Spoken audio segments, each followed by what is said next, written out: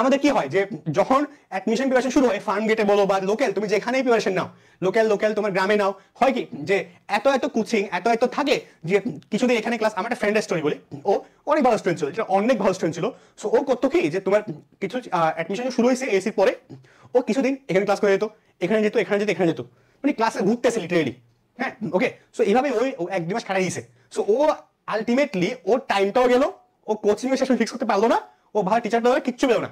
So তোমার প্রথম কাজ যে তুমি অ্যাডমিশনের সময় ঠিক কোন কোচিং এ পড়বা, কোন প্ল্যাটফর্মে পড়বা, কার কাছে পড়বা, কোচিং তোমার ফিক্স করা থাকতে হবে। এমন যাতে না হয় যে তুমি কি করতেছো, একটা সাবজেক্ট ওটার জন্য 10-15 পড়তেছো, করো না ভাই, দরকার নাই। যারা বিসিএস পোলাপাইন আসো, ঠিক আছে, আমি বলবো যারা বিসিএস পোলাপাইন আসো, তোমরা কখনো কোচিং এর ক্ষেত্রে, ঠিক আছে, কোচিং এর ক্ষেত্রে তোমরা স্পেসিফিক করো। It can be coaching, online coaching, it can be offline coaching, what ever, but fix করো কার কাছে পড়বা, কোন কোচিং এ পড়বা, ফিক্সড হওয়া লাগবে, ঠিক আছে। তারপর টিচার ফিক্স হওয়া লাগবে।